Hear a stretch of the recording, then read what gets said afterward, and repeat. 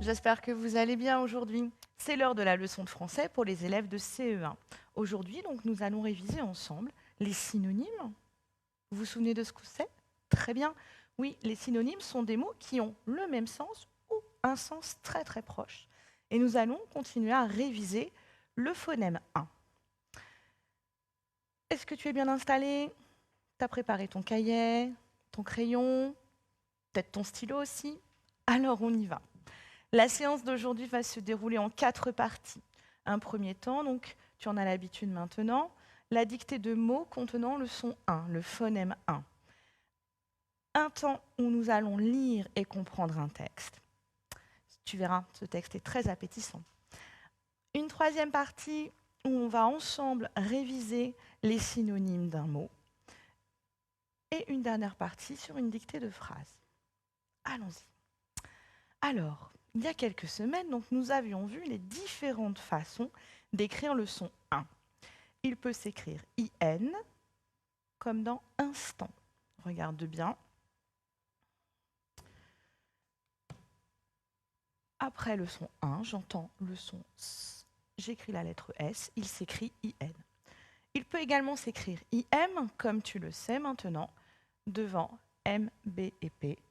Le son 1 s'écrit IM. Il peut s'écrire UN. Alors, tu connais le mot lundi, le jour de la semaine, ça tu l'écris régulièrement. Ici, c'est la couleur brun. Dans brun, le son 1 s'écrit UN. Il peut également s'écrire EIN. Peinture. Il peut s'écrire AIN, comme dans main. Il peut s'écrire EN. Tu te souviens, on avait dit qu'il s'écrivait EN à la fin du mot, dans bien, comme dans chien également. On avait vu aussi qu'il y avait d'autres graphèmes possibles pour le phonème 1, mais ceux-là sont un petit peu compliqués, un petit peu difficiles encore pour nous, les élèves de CE1. Mais petit à petit, au fil de l'année, et puis l'année prochaine en CE2, tu les rencontreras, ces mots-là. Il peut s'écrire UM, comme dans parfum, AIM, comme dans fin, YN, comme dans lynx, et YM comme dans cymbale, puisqu'ici, il est suivi de la lettre B. Alors bien évidemment, c'est un petit peu difficile de les écrire, ces mots-là, et je crois qu'il n'y a pas d'autre secret que de les rencontrer. Ça, c'est important, de rencontrer des nouveaux mots en lisant des documentaires, des histoires, et puis aussi de s'entraîner à les mémoriser, ces nouveaux mots-là, quand on les rencontre. Donc devant un M, un B ou un P, le son 1 s'écrit IM. Passons maintenant à la dictée. Alors, tu es bien installé, tu as pris ton stylo ou ton crayon à papier. On y va. Allez, c'est parti. Demain. C'est un mot invariable. Demain.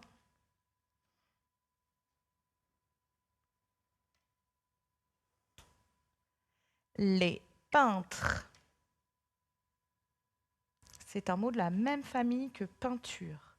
Les peintres.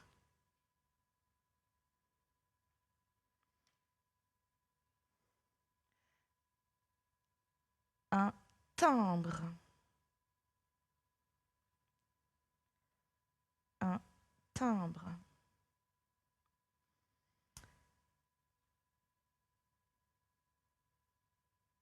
Une imprimante. Une imprimante. C'est un mot qu'on avait déjà rencontré. Il est de la même famille que imprimer. Une imprimante. Des lutins. Des lutins.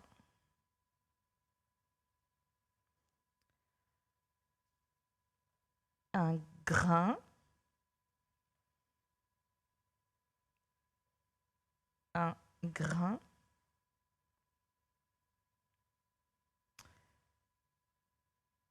Et du thym. Alors la plante aromatique, le thym. Du thym.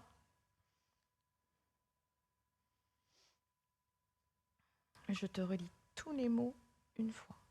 Demain, les peintres, un timbre, une imprimante, des lutins, un grain, du thym. On y va. Demain, c'est un mot à variable, celui-là. Je dois savoir l'écrire par cœur, sans me tromper. Ici, le son 1 s'écrit A-I-N. Des peintres. Des peintres. Très bien, tu t'en es souvenu. Le son 1 s'écrit ici E-I-N, comme dans peinture.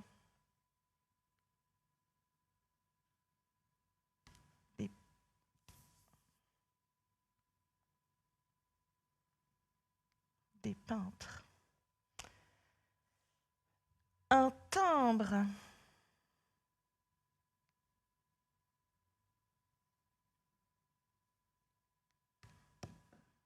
Tu n'es pas d'accord? Pourquoi?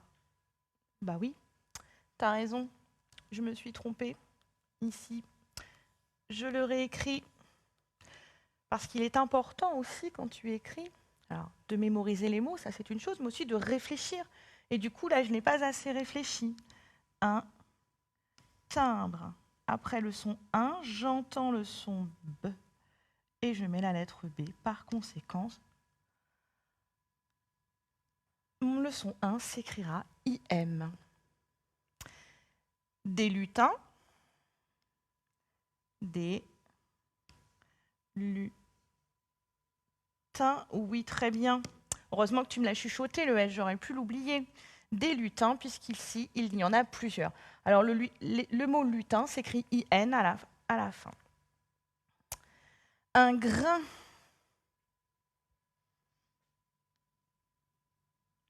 Alors, comment on peut trouver qu'un grain s'écrit AIN à la fin, que le son 1 s'écrit AIN? Est-ce que tu connais un mot de la même famille? Oui, tu as raison, graine. Graine pouvait nous aider. Un grain, une graine. Du coup, ça nous aide à retrouver la graphie du son 1. Et du thym. Alors, du thym, il est difficile. Celui-là, il faut vraiment l'avoir déjà rencontré, l'avoir mémorisé. Il s'écrit T-H-Y-M.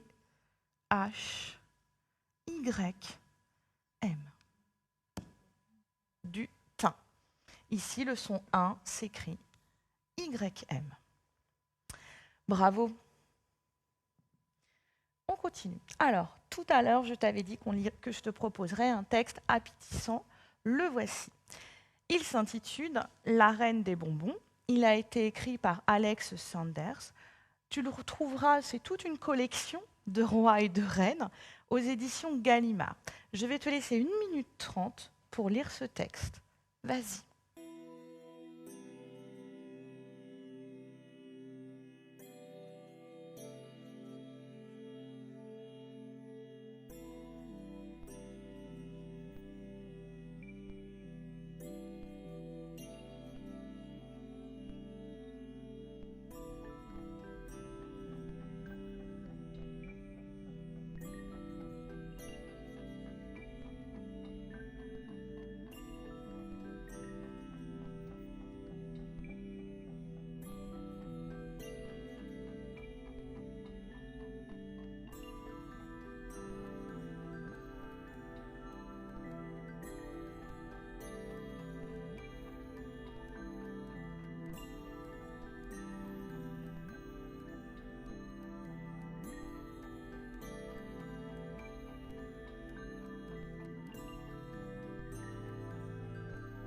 Alors, si tu n'as pas eu le temps de lire tout le texte, ne t'inquiète pas, tu auras la possibilité de le retrouver sur les fiches de prolongement sur le site lumni.fr.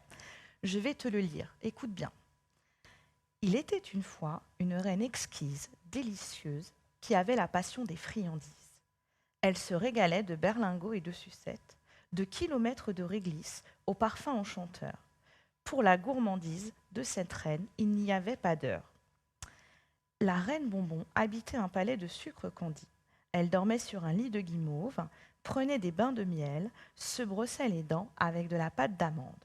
Sa Majesté des Pralines avait la vie douce au savoureux château de la Bonbonnière. Les confiseurs de la reine travaillaient sans trêve.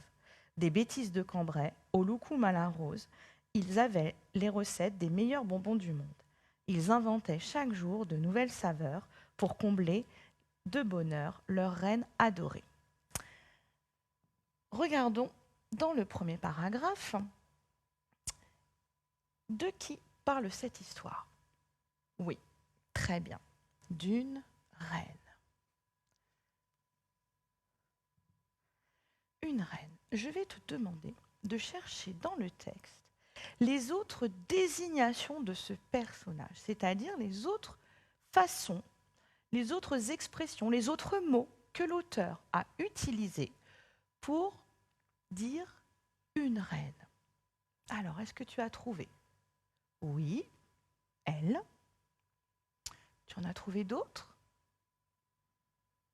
La reine bonbon.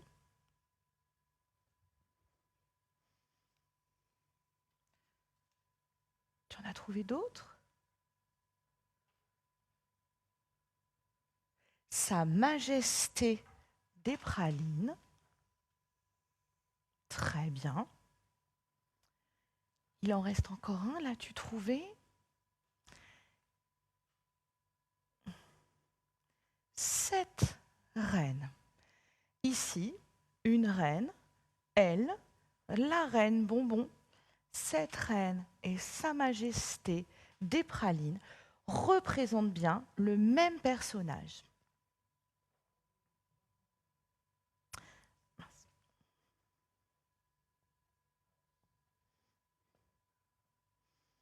Maintenant, comment est cette reine? Essaie de trouver 4 adjectifs dans le texte pour qualifier cette reine. Alors, tu as trouvé?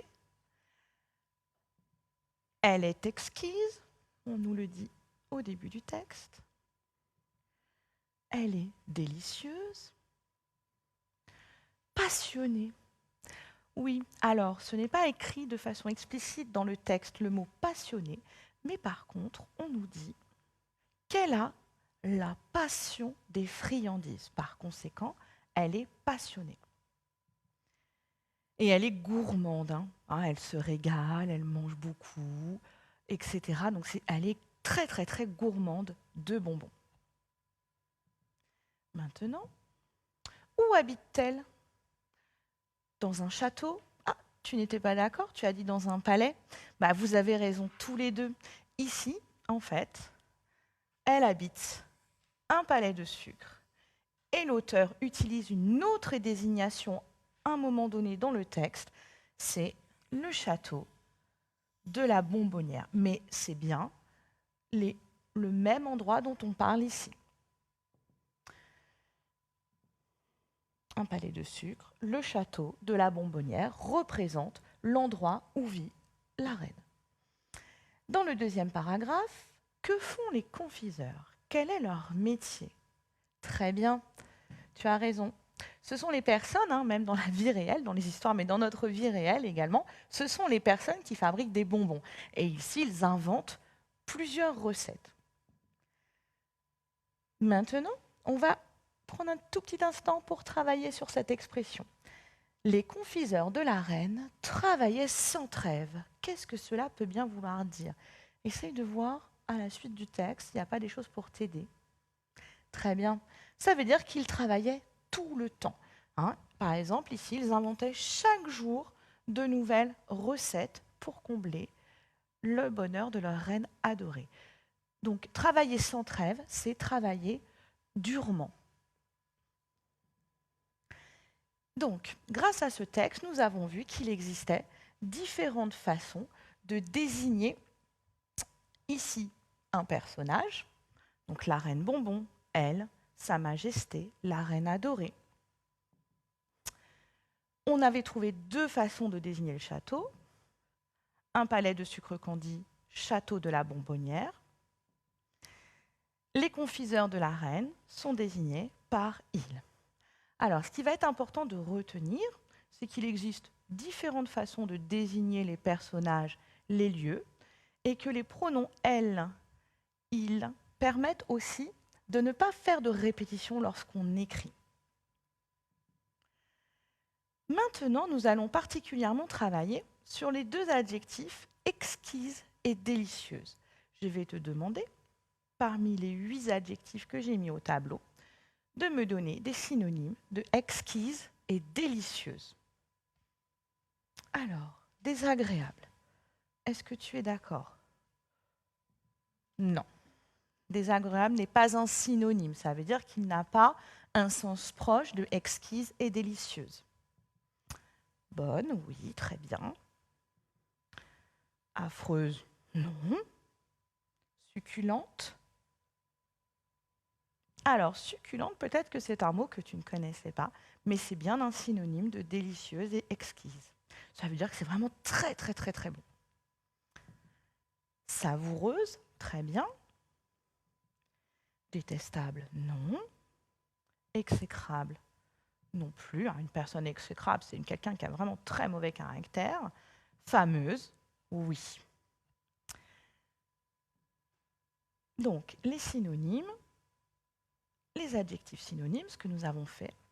Et donc, je voudrais que tu regardes un petit instant la façon dont on a présenté les choses ce matin. Quand je parle d'une recette, ou de bonbons, ou de tarte, je vais plutôt utiliser les adjectifs fameuse, succulente, savoureuse, bonne. Lorsque je parle d'une personne, je vais plutôt utiliser les mots charmante, agréable, délicate, ravissante. D'accord? Mais c'est intéressant pour toi de connaître ces adjectifs parce que la prochaine fois que tu les rencontreras, tu pourras comprendre leur sens et davantage comprendre comment se comporte la personne et comment elle est. Donc, pour synthétiser ce que nous venons de voir, exquise, délicieuse sont 2 adjectifs qui qualifiaient notre reine, mais ils ont des synonymes que nous avons vus là. Soit je les utilise plutôt pour décrire une princesse, une personne, soit je vais les écrire plutôt pour décrire une gourmandise, un bonbon, une tarte ou une recette. Il existe également des noms communs synonymes. Un bonbon est synonyme de une sucrerie, une gourmandise, une confiserie. Maintenant, passons aux synonymes du verbe manger. Alors, regarde bien les mots que j'ai écrits. Je vais te demander de trouver les mots qui ont le même sens ou un sens très proche du verbe manger. On le fait ensemble? Très bien. Alors, se régaler, oui, tu as raison, c'est un synonyme, bravo. Souhaiter, non, ce n'est pas un synonyme. Savourer, très bien. S'impatienter, non. Alors, on peut s'impatienter de manger un plat de pâtes, mais ce n'est pas un synonyme de manger. Ça veut dire autre chose. On est très, très pressé. Déguster, oui, très bien. On peut déguster une bonne tarte. Se délecter. Et oui, peut-être que tu ne connaissais pas, mais se délecter, c'est un nouveau mot que tu rencontres et il a le même sens, un sens proche de manger. Ça veut dire que vraiment, là, on s'est vraiment bien, bien, bien régalé. C'est notre plat favori. Devenir, non. Engloutir, eh bien oui. Engloutir, c'est manger beaucoup, beaucoup, en grosse quantité. Croquer peut être synonyme de manger. Et oui, c'est l'heure du quiz. Maintenant, je vais te demander, dans les 4 adjectifs que je t'ai proposés, de trouver celui qui n'est pas synonyme. Quel est l'intrus? Appétissant, savoureux, fade, succulent. T'as trouvé? Fade. Alors, effectivement, appétissant, savoureux, succulent, on les a travaillés un petit peu tout à l'heure, c'est quelque chose que l'on aime bien manger. Quelque chose de fade, c'est quelque chose qui n'a pas de goût. On ne l'apprécie pas vraiment. Croustillant, dur, craquant, moelleux. T'as trouvé? Oui, très bien. Croustillant, hein, quand je l'ai en bouche, ça fait du bruit, ça crrr. Dur, on a des fois des bonbons qui sont durs et croustillants. Ils sont aussi craquants, mais en tout cas, ils ne sont pas moelleux. Voir, illuminer, observer, fixer. Alors, est-ce que tu as trouvé? Bravo. Il n'était pas évident celui-ci. Alors, voir, je vois quelqu'un. Observer, c'est regarder dans le détail, hein, être vraiment attentif à ce que l'on regarde. Fixer quelque chose, c'est quand on n'arrête pas de regarder. On est vraiment sur un point très précis. Et illuminer, est-ce que tu sais ce que ça veut dire? Alors, c'est mettre de la lumière. Des fois, on a besoin de mettre de la lumière pour voir, mais le mot illuminer n'est pas synonyme de voir, observer et fixer. Bloquer, freiner, entraîner, arrêter. Est-ce que tu as trouvé? Très bien, je te félicite. Effectivement, l'intrus ici était entraîné. Arrêter, on arrête. Freiner, donc pour que la voiture s'arrête, on freine. Donc freiner est aussi un mot de sens proche d'arrêter. Et bloquer, des fois on est bloqué, on ne peut plus avancer, nous sommes tous arrêtés. Maintenant, ici, des synonymes pour un nom commun, donc une pierre, la roche, une pyramide, un galet. Alors ici, il n'y avait pas comme un piège, mais une pyramide, elle est faite en pierre. Mais par contre, une pyramide, c'est un objet. C'est une construction de pierre en Égypte, mais un synonyme de pierre, donc c'est la roche ou un galet. Les galets, c'est les cailloux que tu trouves sur la plage. Ensuite, un synonyme, donc enfant, nourrisson, gosse et vieillard. Tu l'as trouvé celui-ci? Très bien. Vieillard était un antonyme. Hein. C'est le contraire de enfant, nourrisson, gosse. Donc, les synonymes sont des mots qui ont le même sens ou qui ont un sens très proche. Ils appartiennent, ça c'est très important, à la même classe grammaticale. Nous avons rencontré des synonymes de noms communs, comme bonbon et sucrerie, des synonymes de verbes, se délecter et déguster, qui sont des synonymes du verbe manger, et des adjectifs synonymes, savoureuse, délicieuse. On continue. La dernière fois, je t'avais dit, ce qui était très important, c'était d'utiliser le vocabulaire comme une richesse de notre langue. Souvent, on va utiliser un mot, et puis ce mot, il peut avoir plein de sens. Et du coup, on manque de précision, autant à l'oral qu'à l'écrit. Donc là, je te propose un exercice où on doit remplacer le verbe prendre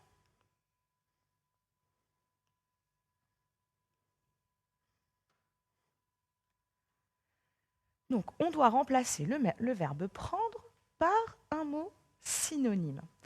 Pour cela, tu vas lire la phrase, réfléchir au sens de la phrase dans ta tête et essayer de trouver le mot par lequel je peux remplacer le verbe prendre. Tu dois prendre une cuillère de sirop. T'écoutes. Très bien. On doit avaler une cuillère de sirop. Finalement, avaler, quand on va dire tu dois avaler une cuillère de sirop, on est beaucoup plus précis que lorsque l'on dit prendre. Le pêcheur vient de prendre un poisson. Je t'écoute. Il vient de capturer. Très bien. Alors, j'aurais pu utiliser pêcher, mais ça fait trop de répétitions. Donc, le pêcheur vient de capturer un poisson, mais j'aurais également pu dire attraper.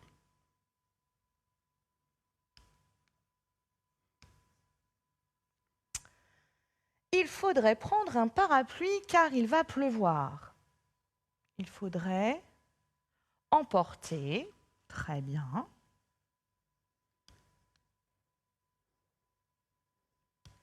il faudrait emporter un parapluie car il va pleuvoir. Pour faire des gâteaux, il faudrait prendre ce saladier. Utiliser, tu as raison, il faudrait utiliser ce saladier. Donc, utiliser dans cette phrase est beaucoup plus précis que le mot prendre. Très bien. Alors maintenant, nous allons passer à la dictée. Je vais te lire une phrase, écoute-la bien et comprends-la. La reine déguste des friandises colorées et savoureuses. La reine déguste des friandises colorées et savoureuses. Allez, j'y vais. La reine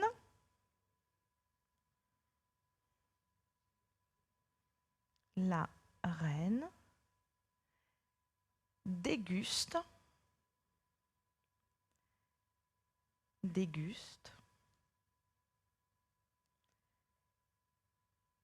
la reine déguste des friandises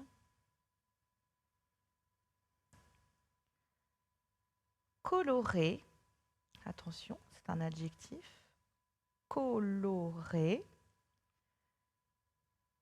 et savoureuses. Point. Je te relis la phrase. La reine déguste des friandises colorées et savoureuses. Corrigeons-la. La reine, c'est un mot que tu connais bien, que tu as déjà mémorisé. Maintenant, tu te souviens à chaque fois comment on l'écrit. La reine déguste. Donc, c'est le verbe déguster. Ici, c'est la reine qui déguste. À la fin, comme c'est un verbe du premier groupe au présent, on met un E. Alors, des friandises.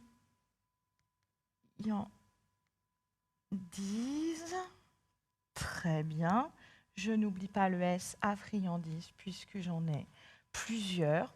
Alors, pour savoir comment écrire le son en dans friandise, il faut déjà avoir rencontré le mot. C'est pour ça que souvent, on te propose à l'école des situations de copie, de dictée, pour que tu mémorises un maximum l'écriture des mots et leur orthographe.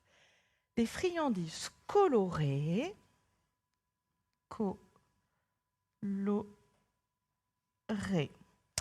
Tu es d'accord?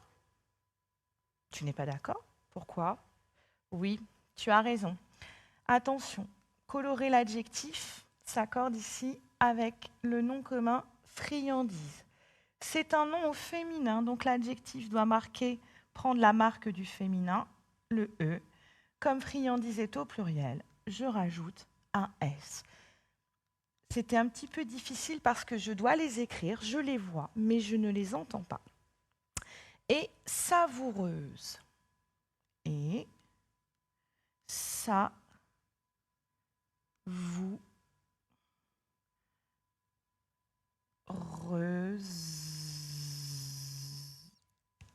Alors ici, savoureuse, c'est de la même famille que savourer. Donc on l'avait vu tout à l'heure, ce verbe-là, savourer. Donc si je connais le mot savourer, je peux écrire savoureuse. Ici, il fallait bien penser que la terminaison du féminin s'écrivait E-U-S-E. Et je n'oubliais pas le S de la marque du pluriel. Nous avons terminé. Je vous félicite pour votre investissement, votre attention et votre réflexivité dans la dictée.